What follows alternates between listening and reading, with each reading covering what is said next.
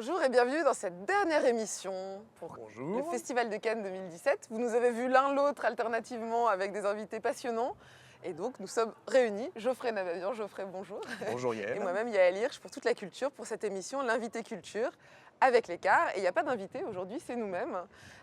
Et nous allons vous parler un petit peu de nos pronostics, même s'il reste encore 2 films en compétition qui passeront demain vendredi officiel, qui sont Le Fatih Akin et Léline Ramsey. Donc on n'a pas vu ces 2 films. Et puis l'amant double qui passe aujourd'hui, mais qu'on a déjà vu à l'avance en fait.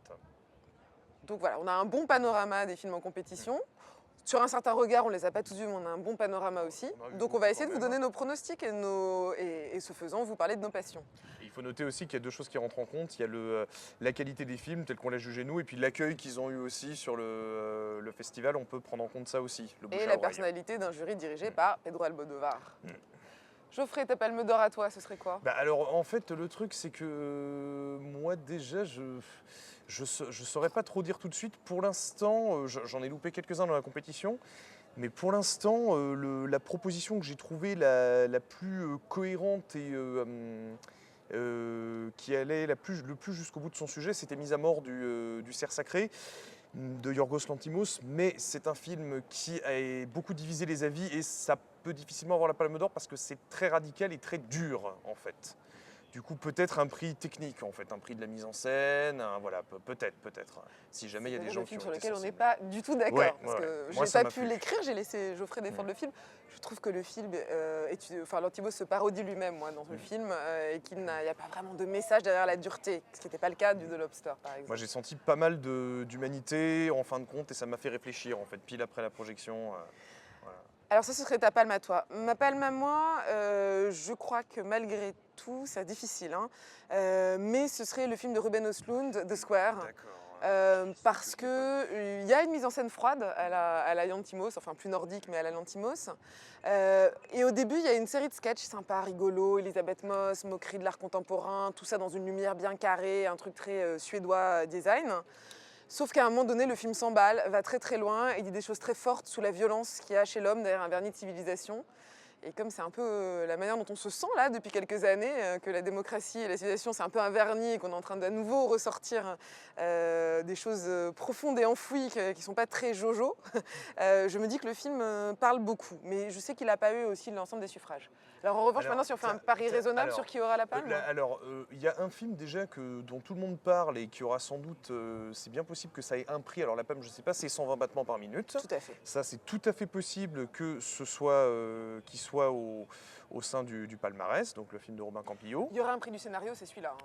Bien possible. Le scénario, non, mais il y aurait, s'il y avait, je crois qu'il y a. Enfin, il y a un prix du scénario, Parce que le scénario est quand même extrêmement bien cousu, c'est super construit. Le rapport entre le collectif et l'individuel dans ce film qui parle donc des premières années d'Act Up en France, d'Act Up Paris, est vraiment bien ficelé. L'aventure amoureuse individuelle, la lutte contre la mort d'un jeune homosexuel contaminé dans les années 80, tout début des années 90 et le mouvement, la réinvention de l'action collective par Act Up. Les deux sont très très bien ficelés, très joliment menés. Donc, pour moi, c'est le scénario le plus accompli. Je parlais aussi du Zbigniew. Alors, pour certains, faute d'amour, pour certains, il est moins bien que Léviathan. Et ça, c'est un peu le problème à Cannes, c'est qu'on a des habitués de la compétition. Et quand ils arrivent avec moins bien qu'avant, on se dit ils vont rien avoir. Mais par exemple, l'an dernier, Pedro Almodovar, le jury de cette année, était arrivé avec Rolieta. Et on trouvait ça très bien, mais moins bien que ce qu'il avait fait auparavant. Et il y a toujours un jugement par rapport à ce qui a été fait avant. C'est un peu pareil pour Haneke. C'est-à-dire il a déçu, moi il m'a beaucoup plu, le Happy End, mais il a déçu les gens qui avaient adoré le côté extrêmement urgent, tenu, clinique, terrible d'amour, dans une version plus comédie de mœurs bourgeoises à Calais. Et du coup, il a beau être extrêmement bien ficelé, extrêmement bien mis en scène, extrêmement bien joué, en comparant avec Haneke, cuvée précédente 2012, Haneke 2017 risque de ne pas passer la barre. Du coup, non. Tu vois autre chose pour la palme ?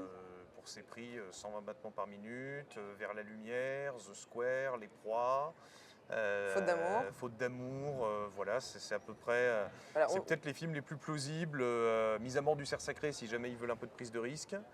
Et on disqualifie un peu Rodin, qui était, qui était très joli, très académique, mais il y a quand même des choses dans les dialogues qui vont pas. Et le Doyon qu'on a connu, fait un film très culturel, quoi. Disqualification aussi de Zimirovic Stories, qui a eu vraiment de très mauvais accueils. Disqualification aussi probablement du Du Redoutable. Redoutable et de la Lune de Jupiter. Voilà, la Lune de Jupiter dont le public attendait beaucoup, de Cornel Mundruczko. Oui, Cornel Mundruczko, dont on attendait beaucoup et qui en fait aboutit pas tout à fait.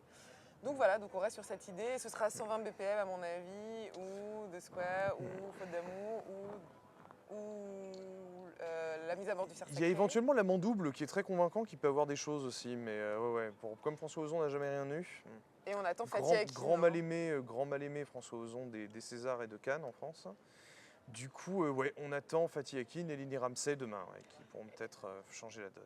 Est-ce qu'on parle qu'un petit peu d'un certain regard? Oui, alors pour un certain regard, du coup, la première des sections parallèles, donc le prix majeur, c'est vraiment le grand prix Un certain regard. Moi, on s'est partagé vraiment, on a vu à peu près chacun la moitié des films.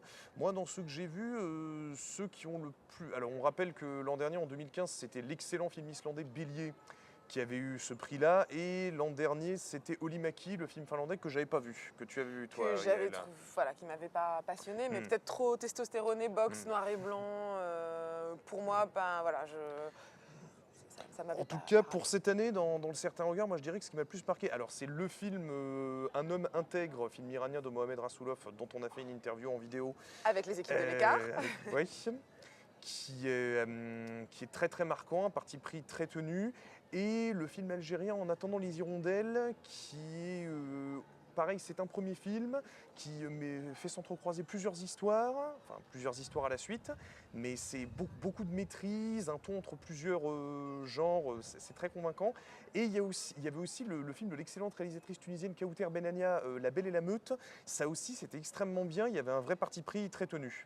De toute façon, je crois qu'on sera... Enfin, il y a des choses en deçà, et dans la compétition et dans un certain regard, mais il n'y a pas de choses honteuses. On ne va pas pour l'instant crier au... On n'a pas eu de honte pour l'instant. La sélection est bien faite dans les deux cas, je crois. On voit des choses quand même où on se dit on a de la chance de les voir à Cannes.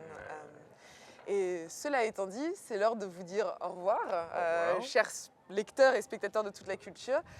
C'est l'occasion de remercier le bureau à Paris. Merci beaucoup. Merci à Amélie Bloch-Chanidam qui nous ont relus tout au long du festival, parce que je peux vous dire qu'arriver à un certain niveau du festival et de manque de sommeil, nos fautes d'orthographe sont énormes, et donc sans le bureau, rien n'est possible.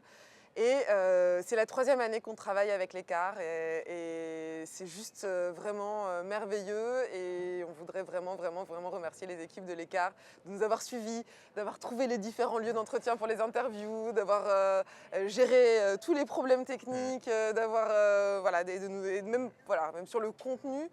C'est eux aussi qui ont souvent coupé ou en dialogue avec nous coupé les interviews, et vraiment travailler avec eux, c'est un bonheur et c'est vraiment top. Merci beaucoup. Merci pour votre efficacité et votre disponibilité.